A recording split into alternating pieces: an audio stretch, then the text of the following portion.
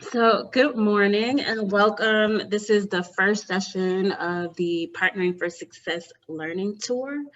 The Partner for Success project was made possible by the Change Happens Northern Third Ward Neighborhood Implementation Project. Change Happens is a 501c3 nonprofit, community-based organization founded in 1989. Change Happens is one of the largest minority-founded organizations in the greater Gulf Coast region. For nearly 30 years, the organization has been working to empower people to help themselves, particularly those families and youth at risk within the Third Ward community. Change Happens has over 18 social service programs for children and families, including a comprehensive community development initiative spanning the focus areas of housing, neighborhood building, economic development, education, and families, children, and seniors.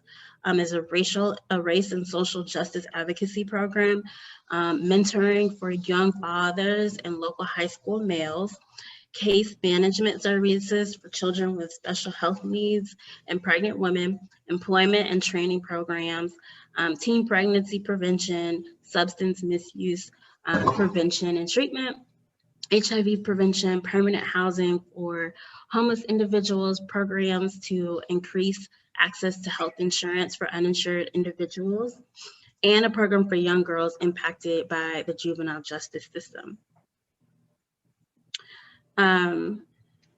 And so many of Change Happens has worked with many of you all schools who are, many of the schools that are represented on the call in delivering some of these services to students and families, to the students and families that you serve. The Northern Third Ward Neighborhood Implementation Project, which is housed by Change Happens, is a Wells Fargo Regional Foundation funded community development initiative, which grew out of a 10-month participatory planning process completed in August of 2017. It responds directly to the rapidly changing neighborhood dynamics of the Houston Third Ward community. Over 360 Northern Third Ward residents and stakeholders work together to develop a comprehensive resident-led neighborhood plan that strategically identified over 75 community projects and programs collectively defined as priorities for the Northern Third Ward community. The major areas are housing, neighborhood building, we've kind of rattled some of these off before, the economic development and workforce, education, and families, children, and seniors. So the project implementation work is driven by a steering committee which started out as a consortium of community stakeholders and residents who are committed to actualizing that vision, the goals, and the interventions that were expressed in that plan. So this project specifically, the Partnering for Success project, was kind of grew out of the education committee of the Northern Third Ward project.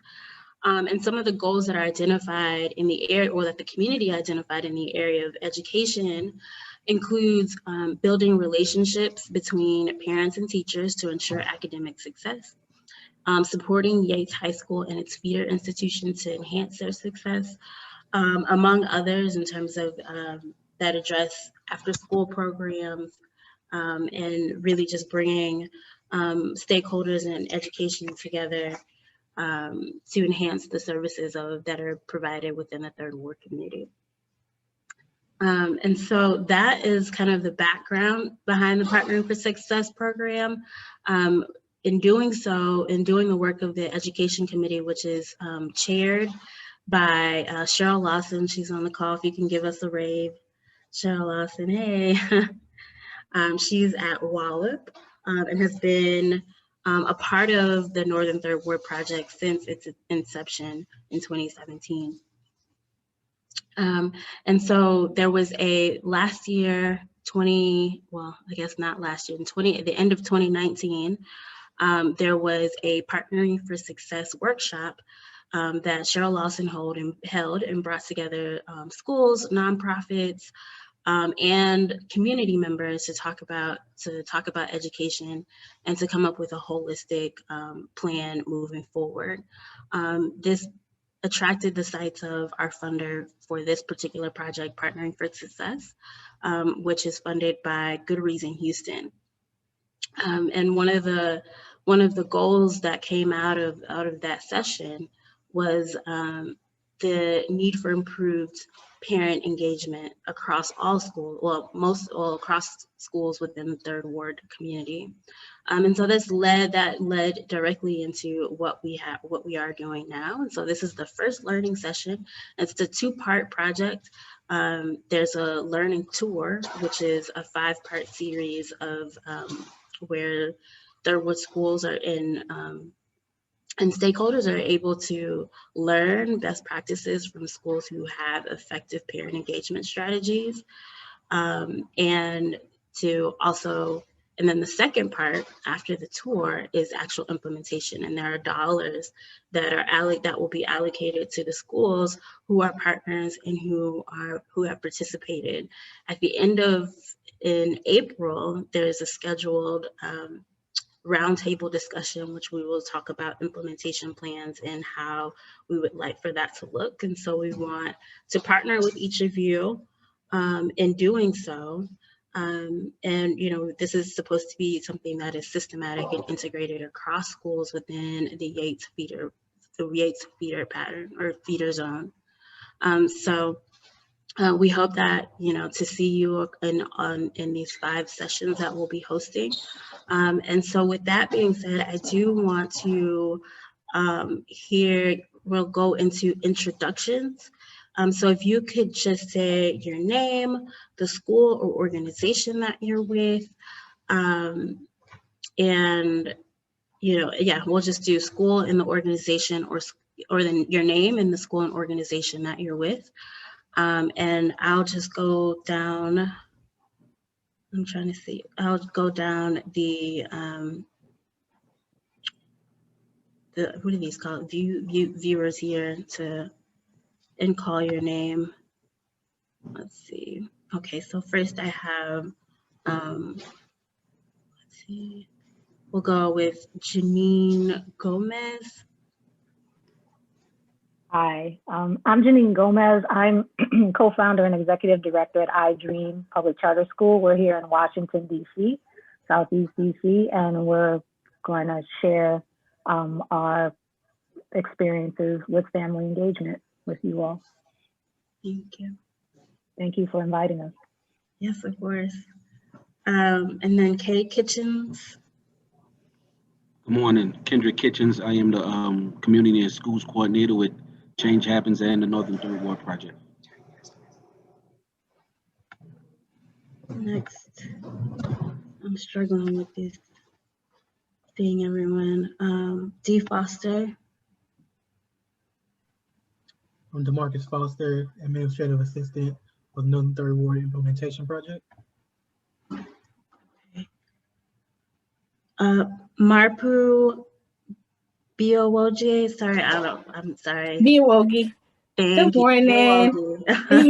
Yes, my name is Marpu Biowogi, and I'm also with iDream Public Charter School in Southeast DC, and we're looking forward to sharing some information with you today. So thanks again for inviting us. Thank you. Cheryl Lawson. I've been introduced, but I'm with the Lawson Academy here in Houston.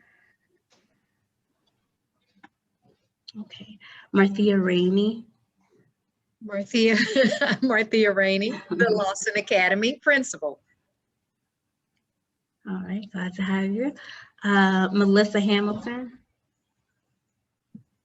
Good morning, my name is Melissa Hamilton, and I'm with Wheeler Avenue Christian Academy. Thank you. Keisha Robinson. Hi, good morning. I'm Keisha Robinson. I am the magnet coordinator here at Young Women's College Prep in Third Ward. Gail Stewart. Hi, my name is Gail Stewart, and I'm also with the Lawson Academy. I am the parent engagement person here. Thank you very much. Thank you. I'm getting a little lost here. Where am I? Dr. Williams. Good morning. I am April Williams, the principal of Young Women's College Prep in 3rd Ward. Thank you. Melissa Jacobs. Good morning. I'm Melissa Jacobs-DeBow, the proud founding principal of the Houston Academy for International Studies, which is both an early college high school and a school that prepares our students to be global citizens and actively participate in their community and government. So glad to be here. Glad to have you. And then I see Edie Vaney. Hi, I'm Ellen Devaney. I'm the Dean of Instruction at HEIS with Melissa Jacobs-DeBow. All right, thank you. Jamie Downs.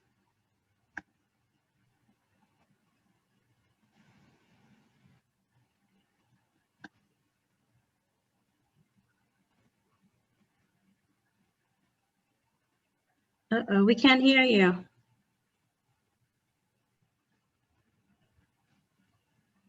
No. Yeah, it's not the mute. I'm not quite sure.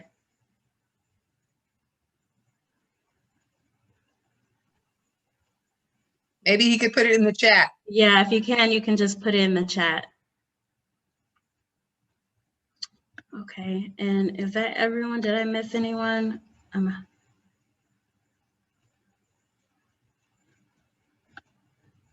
Oh, hold on. Let's see. I think I did. Gail, did I call Gail Stewart before? Okay. Okay, so it looks like I have everyone. All right, perfect. And then also my introduction. Felicia, my name is Felicia Coleman, and I am the program manager for the Northern 3rd Ward Neighborhood Implementation Project. So thank you all for being here. And so we'll move on to the introduction of the presenters and the school that will be sharing their experiences. And so I'll give the floor to Kendrick Kitchens. Good morning again, everyone. It is my pleasure and my honor to introduce Ms. Janine Gomez, the CEO, the co-CEO and executive director of iDream Public Charter Schools in Washington, D.C., and Marpu Biawoji, support specialist, iDream Public Charter Schools in Washington, D.C. And I must say, Marpu, I love your shirt. Maybe I can get one day. I wear extra large, Ms. Janine. We can send a shirt to Houston, but I want to turn the floor over to you guys and thank you again for doing this for us, and looking forward to the information you're going to share. Thank you. Thank you. All right. Yeah, just inbox me your address and we'll take care of you. I'm going to need to share my screen. Okay, I'll stop sharing here. Okay. You should be able to have access to it. Awesome. Thank you. So we're going to just share with you some information, just our experience as a brand new school in Southeast DC in the middle of a pandemic. And then we'll talk about what we've done before school opened to engage families and the community, what we're doing now, and what we'll continue to do. Can you see the presentation, the title page of the presentation right now? Yes. Can you give me a thumb up? Okay, great. So I'm gonna talk for a little while and tell you about what we did before school opened. Marpu is gonna share some information about what we're doing now. If you have questions while we're talking, please type them in the chat and we'll monitor that and try to answer your questions throughout the presentation. We'll pause at the end of my conversation and then before Marpu's to have a short Q&A, and then we'll have a longer one after Marpu finishes. So just know we'll make sure that we have all your questions answered. So we are iDream Public Charter School. Our tagline is I dream, I learn, I become. We have we opened in August. This is our first year, as I said. We are 100% virtual with learning right now. Due to the pandemic, we have little ones and we're not ready to bring them in person, and families are not ready to come in person, and staff are all not ready to come in person. So this is where we are. We have, like I said, we have always involved families in the design of our school. This is our mission and our vision, which is our Dream PCS is an intentionally transformative learning community in Washington, D.C. that nurtures children in grades pre-K 3 to 5 to imagine and fulfill their dreams and aspirations. We customize purposeful, self-directed learning opportunities for all learners. We were named iDream for a reason. In our school day, children have opportunity to dream. We have a class called Dream Time, and they decide what they want to learn, how they want to learn it, what they want to do with that information. They can explore their passions, their interests, because we know that when you dream, when you are immersed in something that you love or you're passionate about, you're going to learn deeply. You're going to want to put in the time to do the hard learning, to challenge yourself, to work with other people, to explore, to be curious. And so those skills that learners are developing in Dream Time, learning how to learn, those are the same skills that they are applying in reading, in math, in science, in social studies. So it's the idea of finding your purpose, learning how to pursue your dream while you are being equipped with the skills and the required content in your grade level. So just right now, thinking about the mission and vision, just you can just put in the chat or say out loud, what speaks to you about who we are? Get one or two people. I love the idea of having dream time. I think that is awesome. That's great, and that gives the teachers an opportunity to hear where the children, what the children are thinking. So that definitely just stood out to me. Yeah, thank you. Thank you. Anyone else?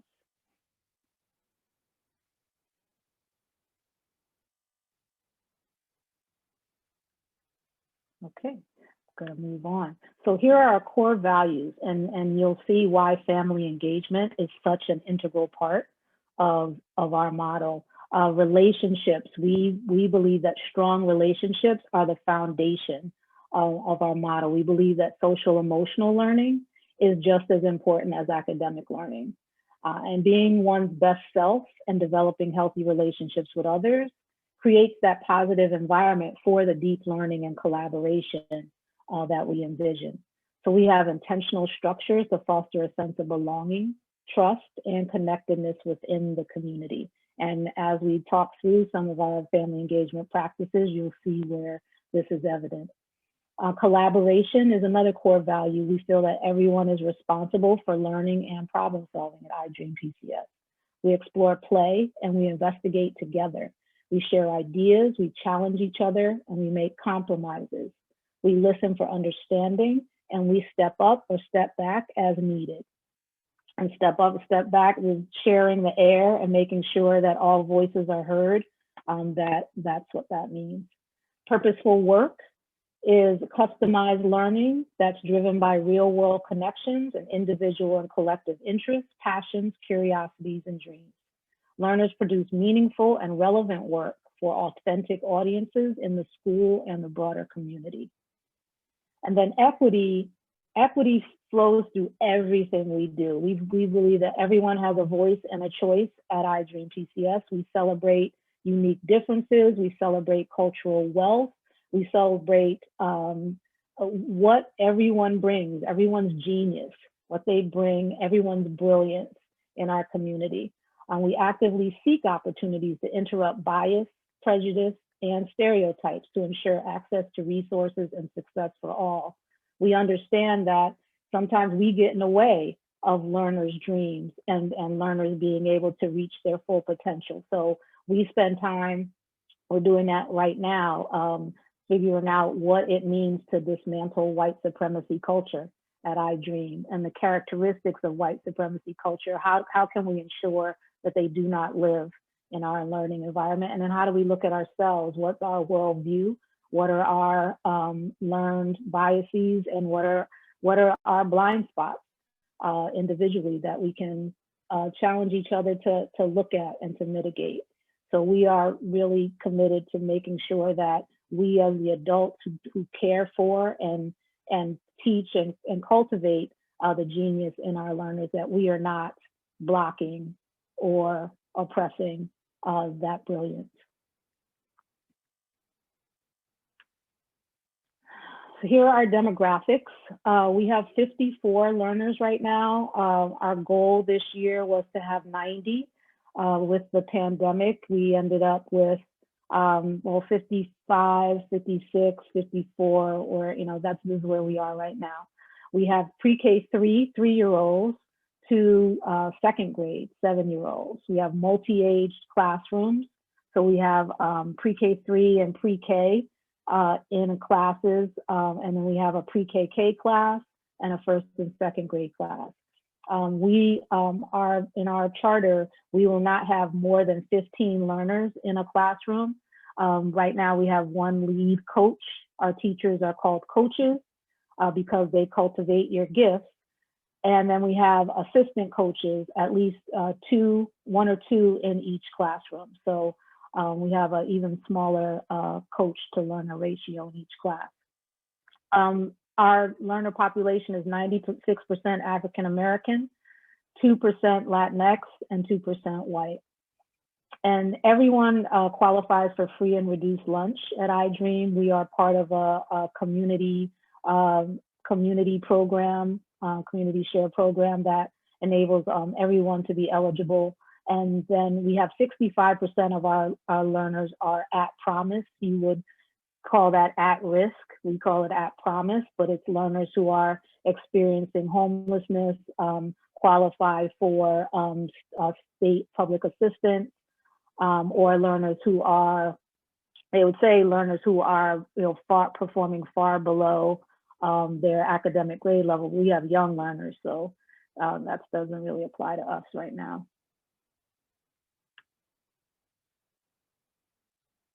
And so we started off, as I said, before we even opened, we had been engaging families. We were committed to being in Southeast DC because many of the schools that are offered on the Southeast side of DC are traditional and really focused on discipline and academics in the traditional way. And they're all, some of the more innovative programs that are offered in DC are not on the Southeast side. So we wanted to bring this opportunity for learners to dream and to find out who they are and tap into their purpose. We wanted to bring this model to Southeast DC. So we wanted to find out from families, what is school like for you, for your learners now? What do you want it to be?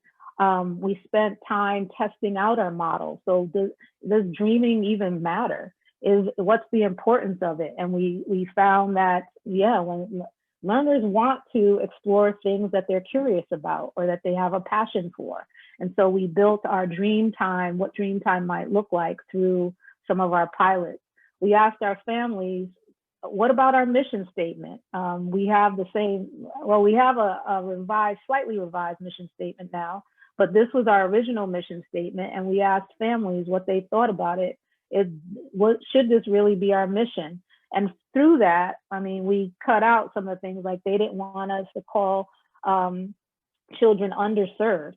Underserved felt offensive, and because they wanted to show us to recognize how much wealth in communities really have, even communities that people see as struggling. Like there's a lot of richness, there's a lot of community in the communities that others see as underserved. So we changed our language to undervalued because it's just not recognized from people who are not in the community just how valuable, how many assets there are in the community. And so things like that that was information that families helped us with. Partner visits, you'll hear more about partner visits later, but they said don't call them home visits.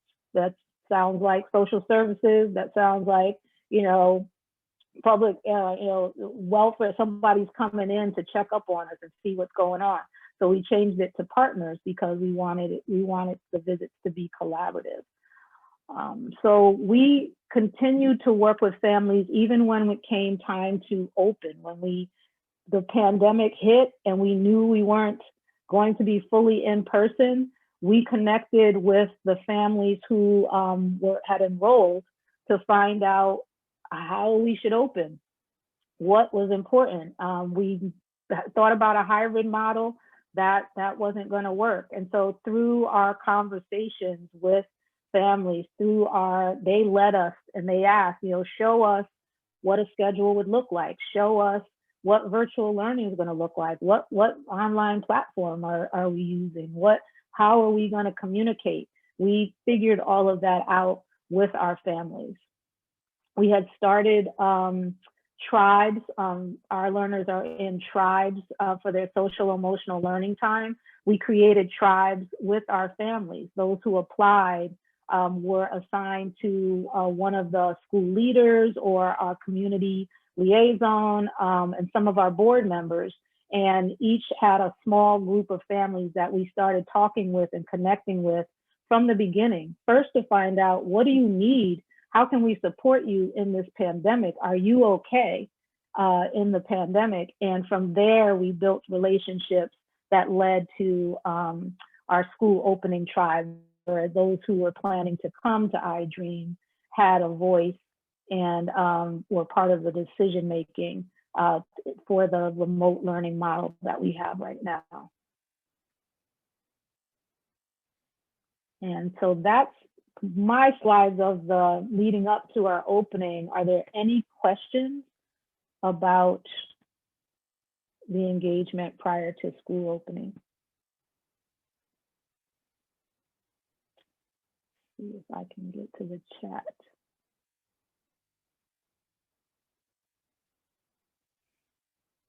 I can't see the chat, so I mean, Marpool, if anyone can. Yes, I'm checking. I don't see any questions in the chat. Okay. I have a question. Okay. You said, you said you called your home visits partners, or I think I missed that. Yeah, partner visits. That's, we changed the name of it. Marpoo's gonna go. Visits. Okay. Yeah, Marpoo's gonna go into more depth about those. Okay. Because that's how we started off in the summer, just before we started, every coach and some of the school leaders did partner visits. Marpool will talk about that. Okay. Yes. I'm gonna read a question in the chat. Janine, can you say more about how you recruited during the pandemic? Recruited staff or learners, families? I'm thinking families. Yeah. Okay. So how we recruited families. We started off. We had open houses that on some Saturdays that we were had when we were in person, and then once we had to go virtual, we really used a lot of our conversations with families, those tribes, to talk with people, to check in on them, to see how they're doing with the application. We have a social media presence. We use Instagram, Facebook. That was really how we had to do it starting off. In DC, there is a big educational fair called EdFest. And in December of last year, we had, that was our first time there, and there are about 3,500 families, parents that come to this fair. And so we were there, and that was where we met a group of families, some of whom have enrolled now. Our recruiting efforts were, it was a challenge. last year because it was right in the middle of everything. All of the things we had planned, all of the in-person events we had planned, we couldn't do. And so it just became more about the people that we talked with, the tribes that we had, asking them to share information, you know, get the word out. We asked our board to get the word out. We were on our own personal social media platforms, asking, getting the word out. That's really how we did it in the beginning. We're a little more savvy now. We now have bus stop ads. We're still doing open houses, but we're doing virtual open houses. We videotaped a tour of the building, because that was another thing last year. We didn't even have the building yet when we were recruiting. We didn't get our building until February of last year. So people didn't know where we were. They didn't know what the space would be for their learner. And so that impacted us. But now we have a video, you can see the building. We do meal distribution. People know in the community that we're out there every Wednesday. And our social media game is strong now. If you follow us at iDreamPCS on Instagram or Facebook, you'll see we're telling our story now. So I think that's helping.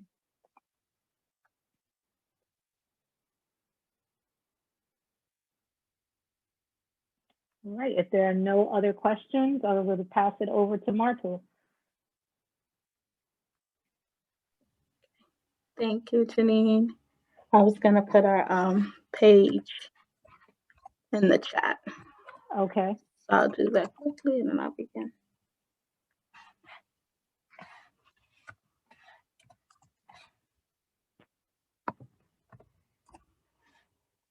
So that is our page on Instagram, I_dream_PCS. And you can follow us on Instagram for more information and more updates.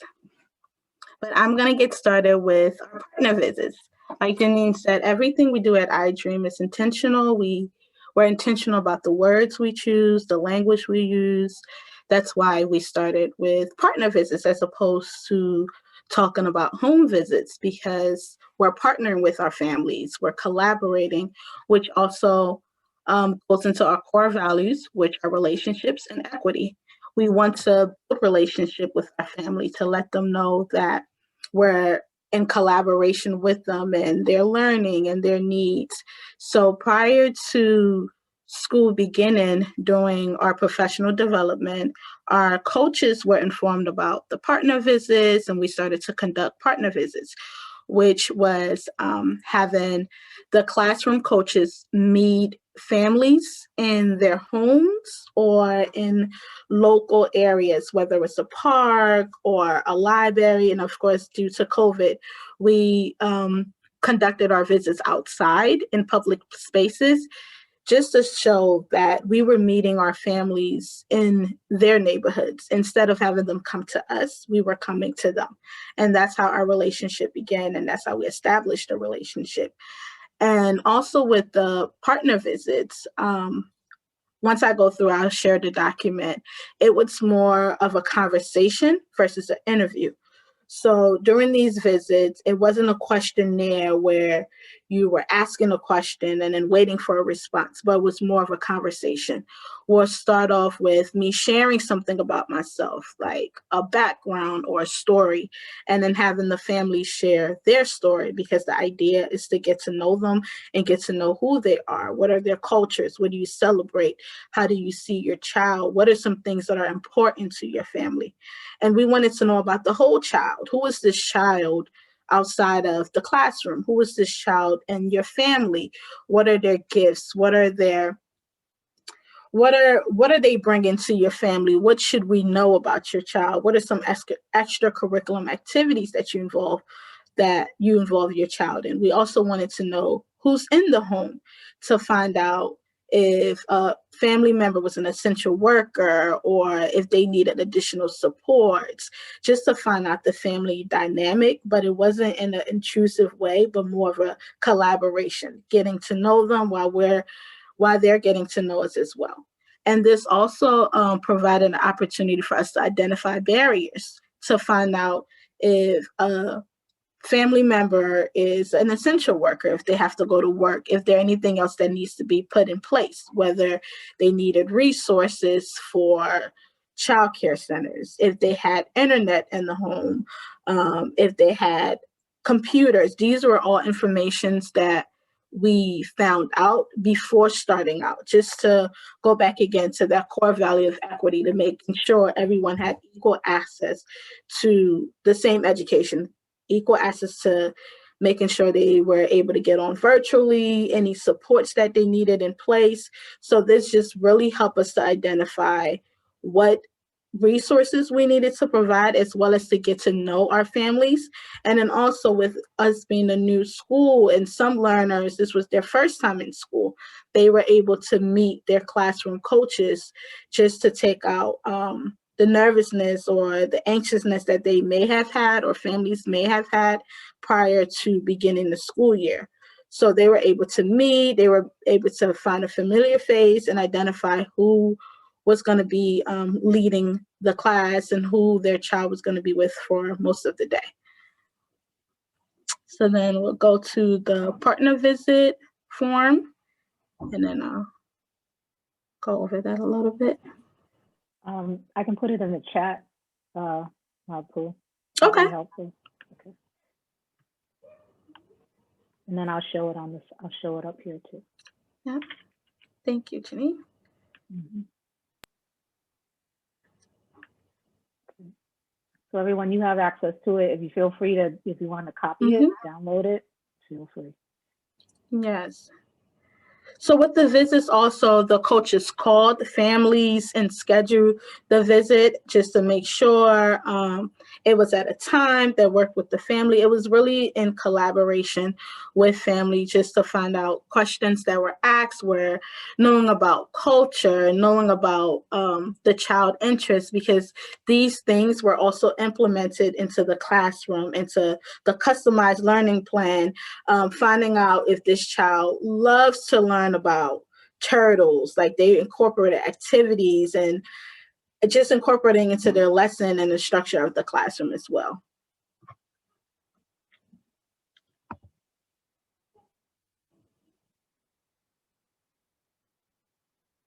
So since, okay, gonna say, since everyone have access to the document, you can look at it and then I can go over any questions that you have or anything you want me to point out. In the document is also the form for the questions that we asked. It's linked at the bottom. Again, we were really intentional about making sure that it was a conversation as opposed to a questionnaire. So you'll see that there too. So we'll go to the next slide.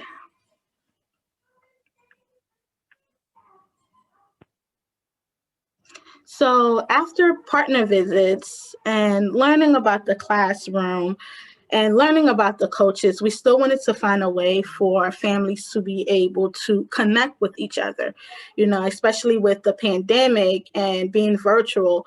Some learners, of course, have a hard time not being able to see their friends and see their coaches and not having that interactions. So ways that we've been able to engage family and make sure that they're still able to connect with each other in person would be meal distributions.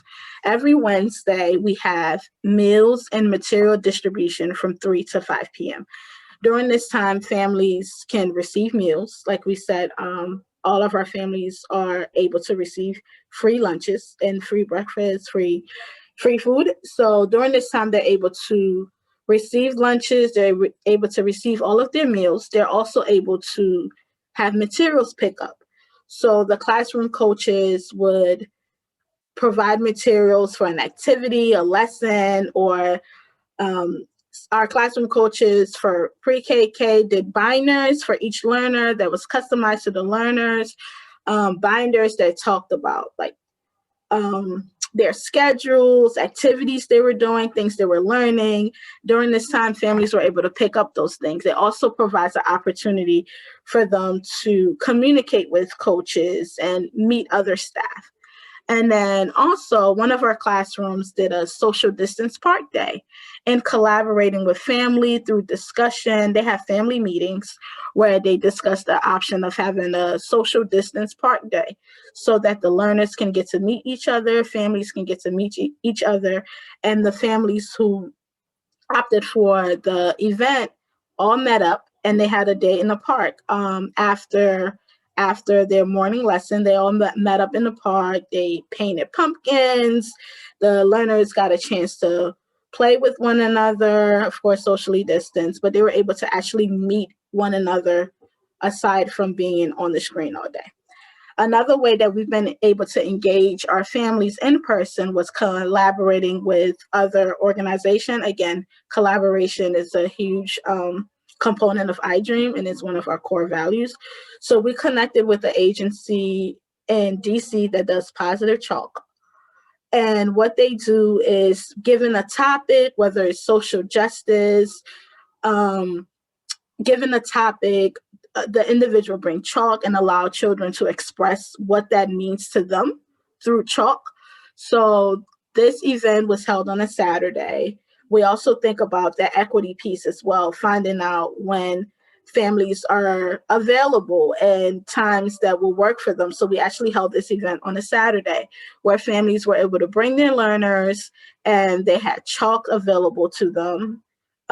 And they were able to engage, and other families who are not in the same classroom were also able to meet familiar faces or meet new faces for other learners at the school as well. So it's just a way to make sure that our families were able to get to know each other or meet each other, or just have a way to engage with one another. Go to the next slide, Janine. So another way we've been able to engage family with, like I said previously, they have family meetings. Each classroom will have a family meeting once a week, just to check in with family, give them updates on what's going on in the classroom. This also provided opportunity for families to engage with each other and connect and find out who was in the classroom. But then another opportunity also was we created classroom directories where each classroom had a directory where families were informed about it, and it was optional if they wanted to participate. And what happened was the information was shared, and if they wanted to be included, they would add their phone numbers. And once that was done, they can contact one another to follow up to say, hey, my learner missed a day in class today, missed today's class. Is there anything I should be aware of? But just giving families that opportunity to connect more with one another so they can be resourced to one another. And then Seesaw is an online platform that we use to send out notifications, to send out updates. This is also a platform where learners post their work, and families are able to comment or like learners' work and say, great job. Of course, the coaches will have to approve it, but this was also a way for them to interact with their classroom.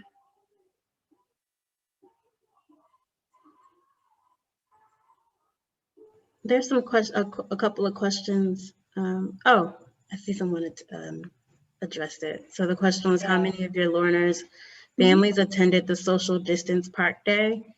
And Janine responded, 10 of the 19 families attended.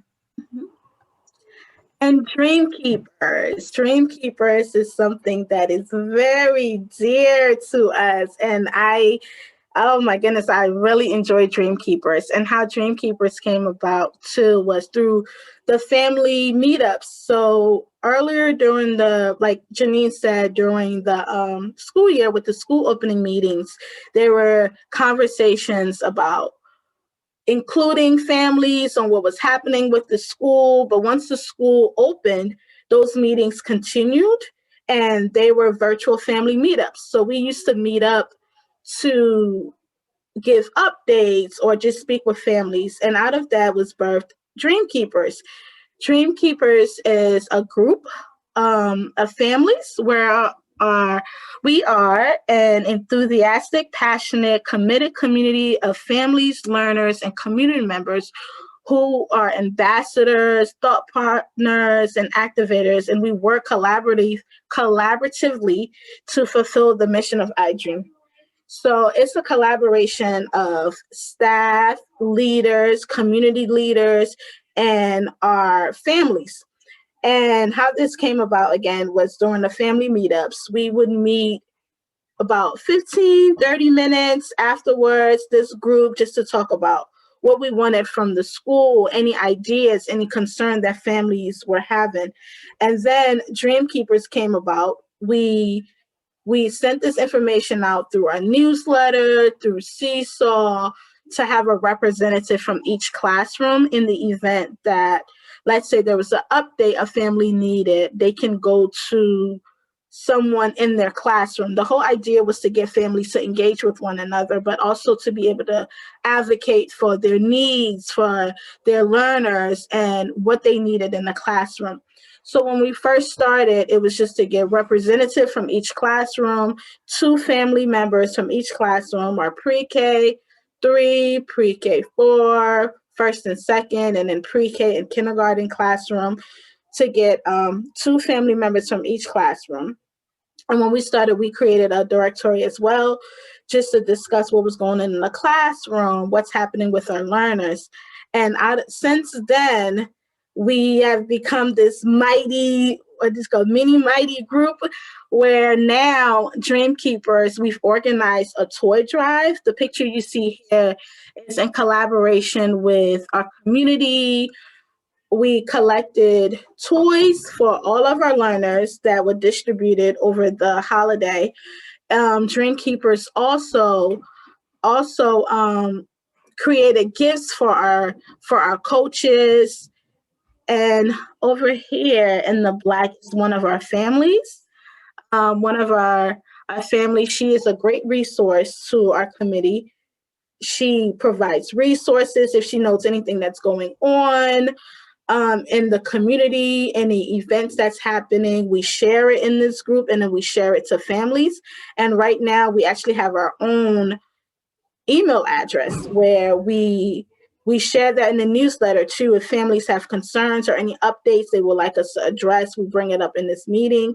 And then just last night, there was a Dream Keepers meeting with Councilman Trevon White for our district for Ward 7 and 8, who we contacted families in our school if they had any questions they wanted to bring up to the councilman and any concerns they wanted to address. And this was all created from this group.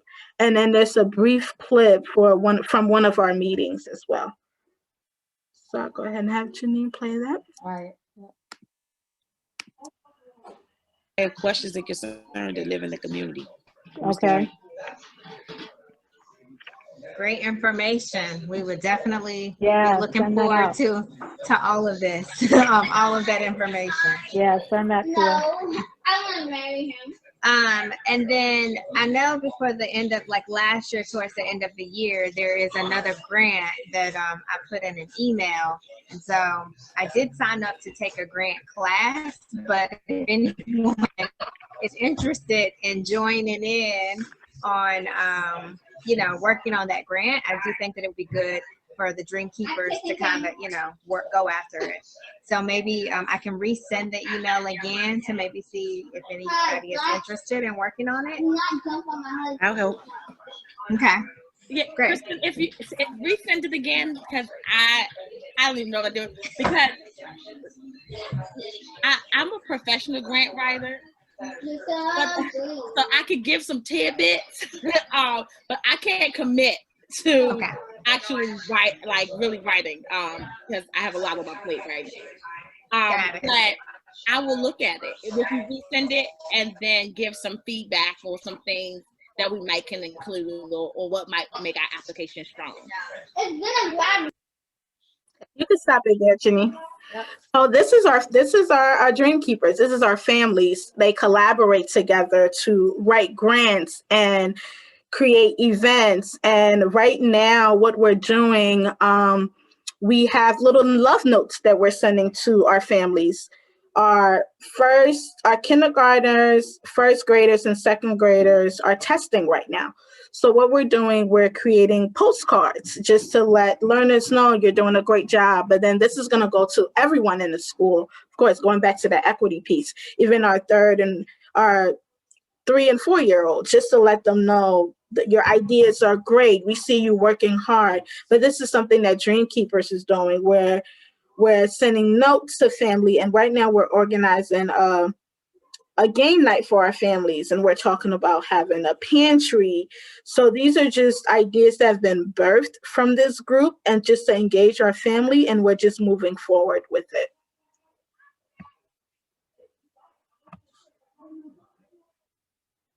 I have questions and concerns that live in the community. Okay.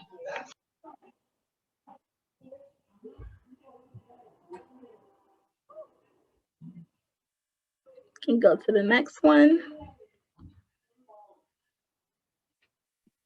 Can you see it?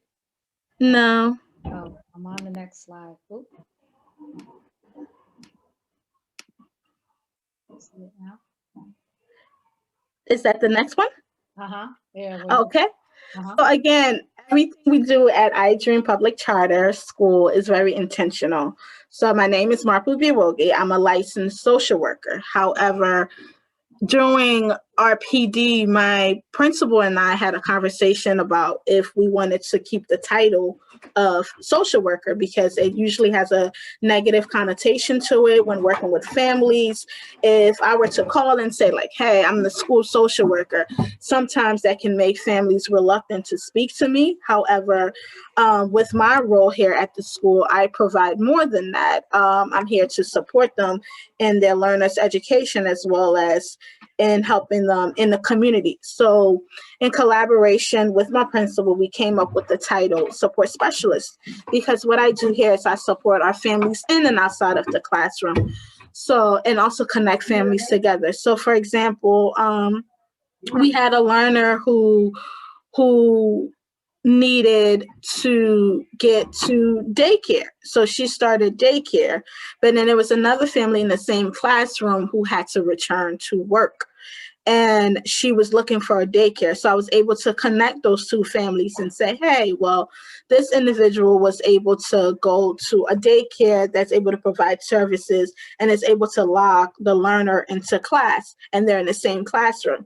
So she was able to reach out to that daycare and have that support. Or if a family that needed tutoring, I was able to connect her to one of our dream keepers who has a family who has a learner that's currently being tutored, and she was able to tell her about all the resources she knew in the community and how to get access to that. And then also in helping our families with homelessness and helping our family have access to internet, as well as technology, if that were to come about. Or I have some families that I check in on regularly that I know that may be experiencing difficulties or just changes in their family dynamics. I will follow up to find out like, hey, how can we support you? Or I'm having a difficult time logging in this morning, or it would be better if we log in at this time, or I need to get more information from my classroom coaches. So I will organize those virtual meetings to find out, what can we do to support you? How do we help you get your learners logged into class? And that's what we've been doing so far, and been able to engage our families and build relationship. I have some families that just call me or just text me.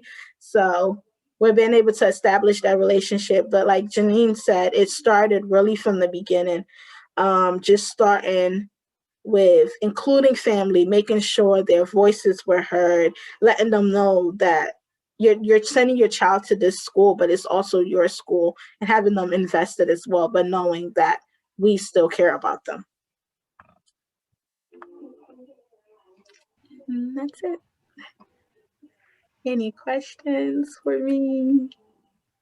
Do you all keep track of the contact that you guys have with your parents across all the different like programs that you have, like for instance, the partner visits and the Dream Keepers, the park day. Are these like all different families that you guys are interacting with, or is there some overlap where there's some really, really active parents, and then there's some that will plug into the partner visits that won't plug into other events? Can you guys speak more to that? Yeah, I can talk about that because our principal is, well, feel free to jump in, Marpu. Our principal, that is one of her goals. One of her professional goals this year is to really focus on family engagement and make sure that those that are most marginalized, or those that are, that are not as engaged, that we're paying attention to that, and that we're using different strategies, building those relationships so that they can be engaged in however they want to or can be engaged. Like engagement looks very different. You don't have to participate in events that we have all the time, like because maybe you work, or maybe you're trying to find work, or whatever. So just engagement, really, if you can engage with us to connect your learner to be able to join the virtual learning, or if you're able to just connect and let us know how you're doing, and however you can participate, that's what we're doing. So she has a family engagement tracker that we check in on during our check-ins, and she's starting to track, well, here are the events, how many families came to that, who did not come, and why. We look at absences, chronic absences, Marpu's also involved in that, how many learners are not logging on, and then why, and then what can we do, how can we support, what can we do to find, to help them do that. And then also thinking about, we have these learner update meetings that the coaches have with the principal, director of inquiry and learning, and with Marpu, and they talk about where is each child, how are they engaged, how are they progressing, how do we need to find additional supports, to connect with families, who haven't we heard from? We haven't heard from so-and-so in 3 days, what's going on, or 5 days, so here's what we need to do. It's just she is constantly paying attention to that, all those different levels of engagement. Yes, we do take a look at that. We dive into that every 2 weeks with our learner update meetings. Each classroom, we go over each learner, how they're doing with their social emotional, how they're doing with attendance, any concerns, anything that needs updates on. I'm in those meetings. I discuss attendance, like trends. We also talk about, is there any concerns that have came up, anything that they're aware of with the families. We discuss that during those meetings.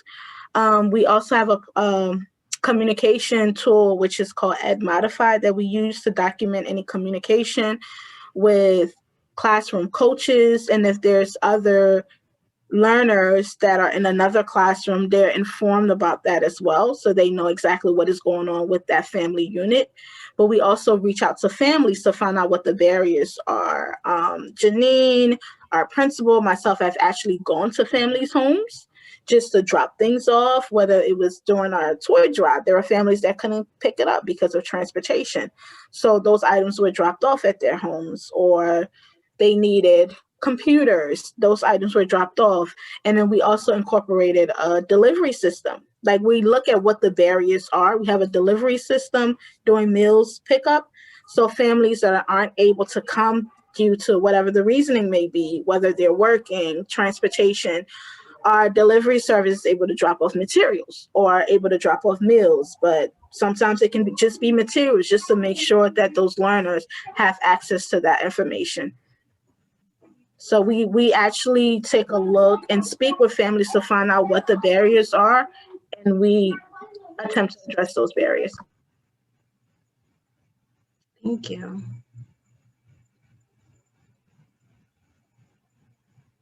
I think Well, our I want to say ahead. thank you all so much for the presentation that you did. I loved the sort of stories about way in which you engage with your parents. It is a blessing to have a social worker on your staff. What a wonderful asset to have within the organization, especially for a first-year small school. So congratulations for you guys to be able to make that kind of an investment and that kind of a commitment to this, to the equity and to the really to the community. So there's a lot of wonderful things that you're doing. I know that the schools here in Houston, you know, some of them are considerably larger and the burdens are much different. But there are a lot of strategies that you all have identified that I think are across all schools, you know, much more engaging with families. I love the Dream Keepers and the creation of a community of, you know, supportive parents like that to constantly be another arm or another leg for what you guys are doing at the campus level. So I thought it was a terrific presentation, and thank you so much for your time this morning. Thank you. Thank you. Appreciate that. Thank you so much. I really appreciate that. And again, Janine and Marpu, again, we want to thank you guys for sharing your wonderful vision and the things you guys are doing in DC. You guys are doing a great job, and you guys were a blessing to us just morning. Thank you so much for sharing that for us. Thank you. Thank you. Thank you for having us. If you have any questions or want to kick around any ideas, I mean, feel free. I mean, we know we're small, but we're trying things out that hopefully, you know, everyone else can use and build from. And Kendrick, why don't you send out emails for everybody so that both we can connect back with Janine and Marpu or people within that school to all of our schools, because I think it's a great introduction. I think it's great. Yes, ma'am. I'll definitely send out their contact information. And I've already followed you on Instagram. I love your social. Yeah, Me too. So you got two of us so far. You worked hard on it. Thanks so I want to much. make a brief announcement before, I know there other people may have questions or may have comments that they want to do, but before people start to go, I wanted to mention that at the end of each learning session, we have built in a 20-minute debrief for the schools, for the third ward schools, to stay on and comment on some of the things that they've learned. And so we're going to be taking notes on those comments. So we invite you to stay on for an additional 20 minutes so that we can do that debrief. And like I said, in April, there's going to be a roundtable discussion to talk about implementation. And if those strategies that we've learned that we want to implement moving forward and how those strategies should be implemented. So if you are able to just stay on the line for, and we'll be done, you know, by 11:25. But Janine and Marpu are still available for questions or comments if anyone has anything.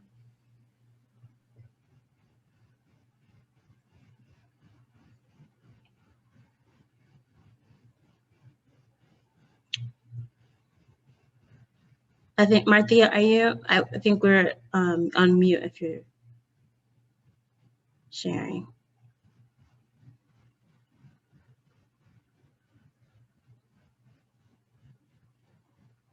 Okay. All right, well, if there aren't any other questions, can you share your social media tags again? That's in the chat.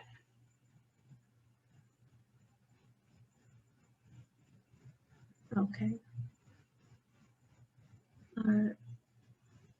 Okay. Well, if there aren't any other comments, we'll move into kind of the debrief. This will be short and just we just want to hear from each of the schools that attended.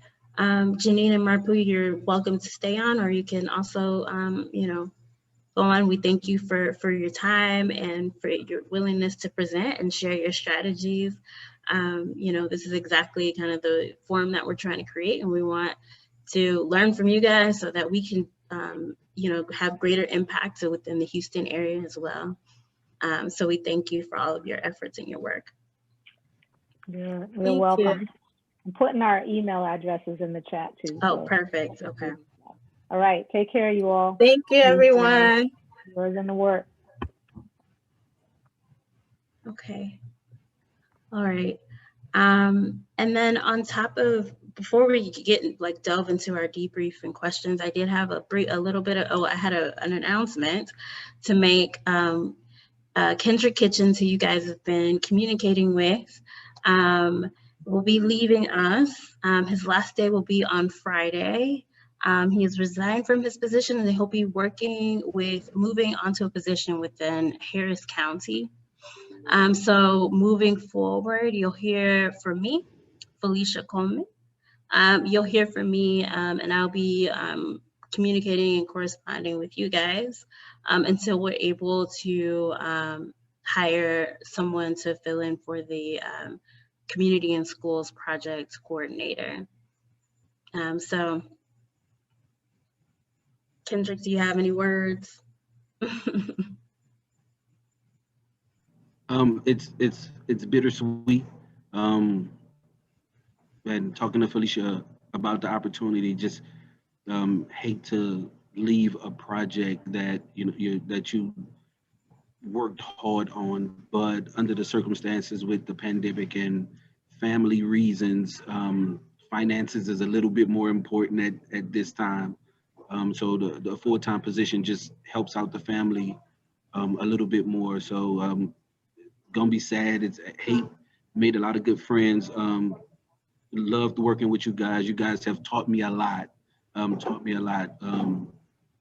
Hopefully in the future that our paths will cross again. Just thank you guys for everything. Thank you guys for accepting me.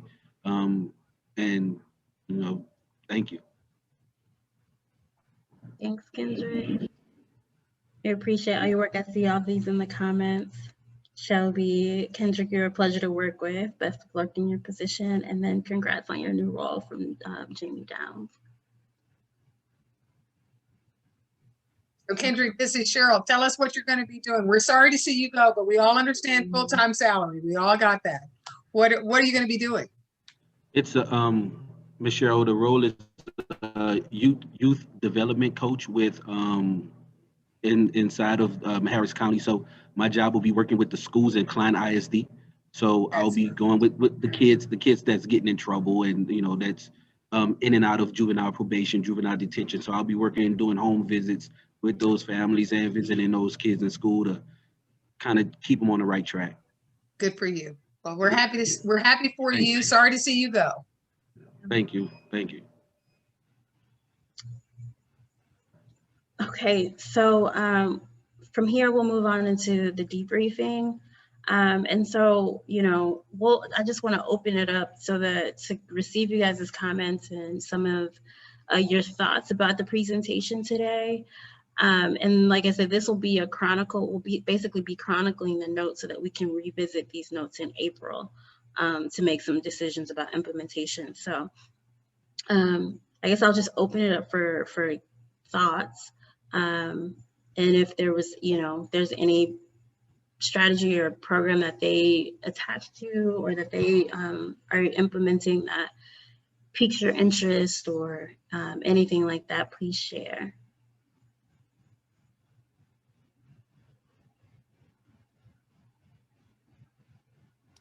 Good morning. So I'm the principal at Young Women's, and what I really am excited to try to incorporate here is that idea of tribes and the idea of having parents as part of those tribes. My magnet coordinator, who I'm not sure if she's still on, but we were texting each other like, oh my gosh, we got to do this. But just getting the parents involved in the actual work, not just saying, we're doing the work just for you, but getting them involved in part of it, I think will go a long way. And there she is, Ms. Robinson, I see you. Yeah, so we really got excited about that. The tribes, we did it a different way with staff, but including the families, I think that would help so much. With retention, with just families and students feeling like they're being seen as more than something for academics. Yeah. Okay, so the parent tribes, they seem to have a lot of approach parent engagement from a lot of different ways, which I thought was really good and interesting. Yeah, so the parent tribes were one. So I'm taking note of that, and I'm touching young women's prep on that particular note. Were there anyone else who liked the idea of the tribes or was interested in possibly or thinking about incorporating it into their schools? I am sitting here from the Lawson Academy with our parent engagement coordinator, and we heard quite a few things that we thought were interesting. Tribes was definitely awesome. Using parents as ambassadors. I know they were dream keepers. We thought of vision keepers here on our campus. It's just the use of the social worker on campus is just immeasurable. And being a principal that has done that, I recognize they go and they are able to do things that we just aren't able to do, and be able to reach families in a very special way. So it's how they framed what they did that really made a difference, and attaching it to certain verbiage that was really powerful. Yeah. So we're going to look at and being very intentional and purposeful in what we do. Great. Okay. So, awesome. Was everyone able to access the links also that they shared to their framework? Yes. Okay. We'll get those sent out also, in the follow-up email, so you'll have access to that via email as well.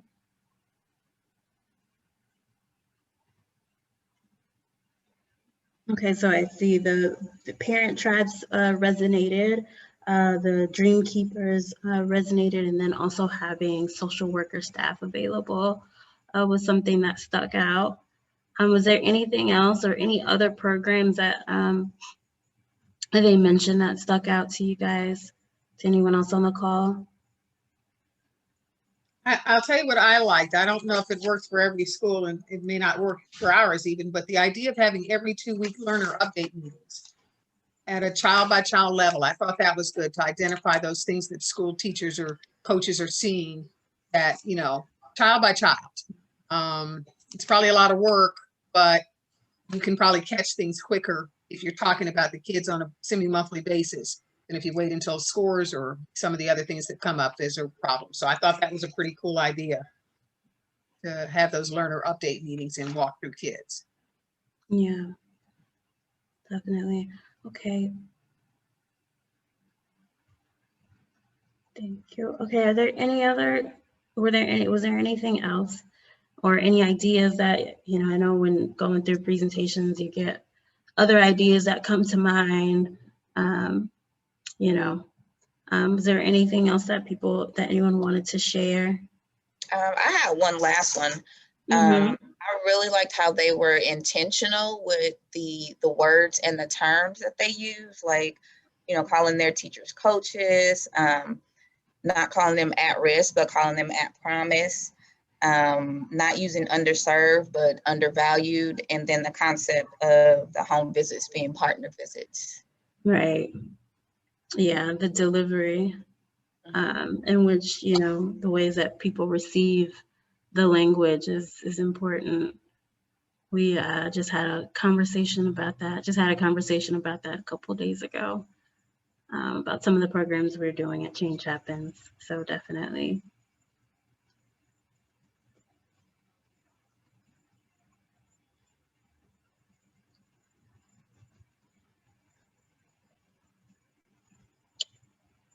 I think you have 2 people on from Hayes. Did you all want to add anything to what's already been said? Melissa or Ellen? I don't know if Ellen is still on. No, it looks like she may have gotten off.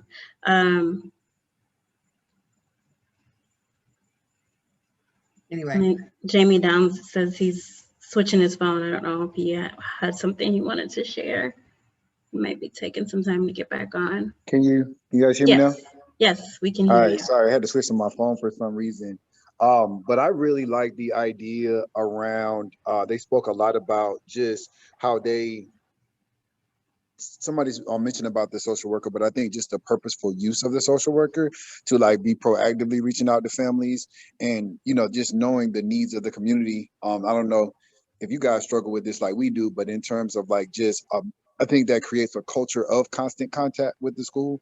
It sounds like they do a lot of between the virtual, the way that they even start the school year with the parent committees, but it sounds like they do a lot of education for the parents around how they engage with the school, which I think a lot of our families really need, because we have a big subset of kids that it's just hard to get in contact, but creating that cadence, I really like. We do home visits, but it's more of a reactive move. And I'm just thinking about being proactive with those and, just letting the families know, at the beginning of the year, here's when you can expect to hear from us. And here's what, engagement looks like, and still creating opportunities for their, for the support families as they need it.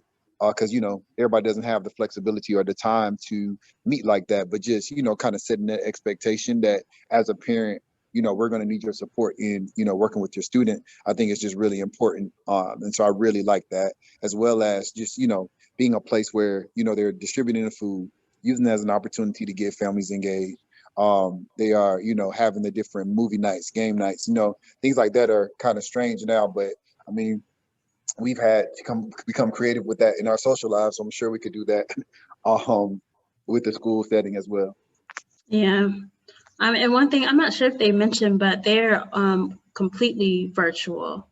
So a lot of the stuff that they're doing, is over virtual, communication or, social distancing and all of that. So that was one of the reasons why they were chosen to present, was because we thought that there could be a lot of best practices or just lessons learned from their experience in connecting virtually or connecting through the virtual environment. So.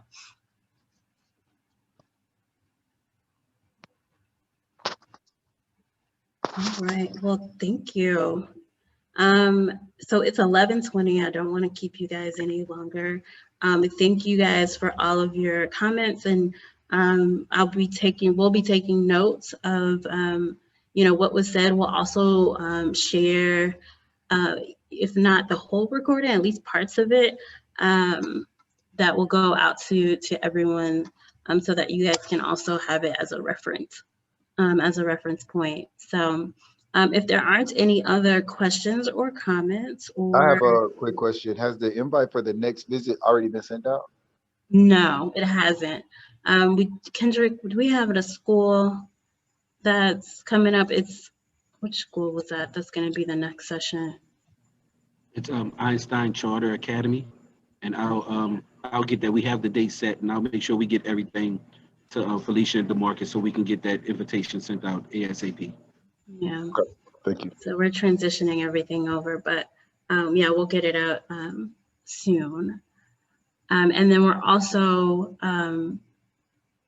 we're going to also be incorporating some public schools as well. There's a number of schools that Kendrick have been talking to. So we'll share kind of the lineup of everything as soon as we can with everyone. Okay. And then Shelby says, can I be added to the email distribution list? Yes, of course. I replied to her. Okay. Okay. Any other questions that you guys may have for us or the program in general, the Partnering for Success project? So I'm sorry I had to run out for a fire alarm problem, but what's the next date for the next one of these?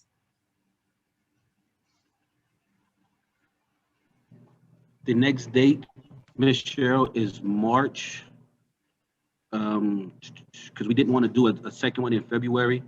It is March 18th. And how many are we going to get done before May?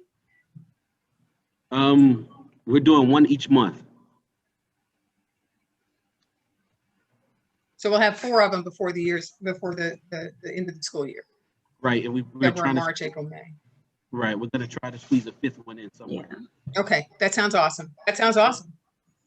I think given that we had the slowdown because of, what was going on in Washington, and we couldn't start with Washington as quick, I would certainly be open to every 3 weeks instead of giving ourselves a month between, so we can kind of That's get them what- all in. Because it's going to get terribly busy at the schools in May as we get ready to kind of have graduation such as they are and get through testing.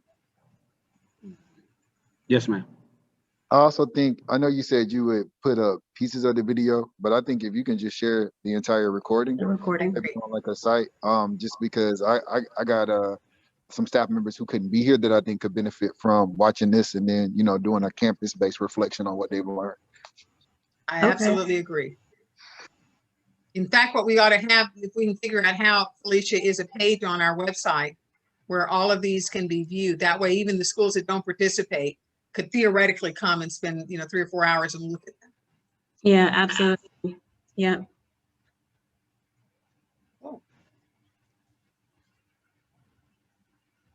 Okay. Okay, and Gail Stewart will add you, make sure you get added to the email distribution as well. So thank you for joining us. And are there any other questions that you may have for us before we split and go for the day? I think, is there, my last suggestion or just thing I think might be helpful is if there can be an avenue for us to submit questions next time. So maybe that, maybe beforehand, so that, you know, if we have any specific requests, because I'm sure, I mean, they're all around parent engagement, that we can maybe submit in advance, just to, if we've had problems that we've been troubleshooting or would like to get some best practices regarding an issue, that they can come prepared to share. I think might be helpful as well. Mm-hmm. We're actually scheduling well, maybe it could be that we just come up with a platform for that, but we were going to schedule a meeting just to hear. I know a lot of you, everyone should have received their parent surveys, educator surveys, the results and the data that came out of that. And so we wanted to schedule some time with you guys to talk about exactly what those questions would be and what exactly you wanted to get from each of these different learning tool or learning sessions.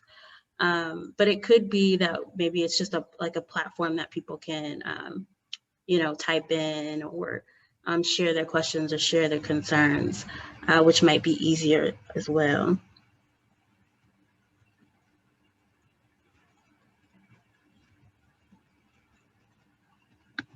Okay. Okay, thank you for your suggestion. And then I see, okay, we're adding K Robbins 8. Okay, all right, thanks, Dr. Williams. Okay, with that being said, Bree, thank you for hanging in here with us. I hope that this was something interesting and enriching and something that, that could really benefit your schools, and we look forward to working with you guys in the future. If you haven't already done so, we are still accepting the partnership agreements that have been going out. It's more, there's a link to it attached in the invitation that you received from us. So you can go to that link and kind of fill out that partnership agreement and get it submitted back to us. That would be really helpful. But other than that, we're good to go, and we'll our next session will be on March 18th on March 18th. So we look forward to seeing you then.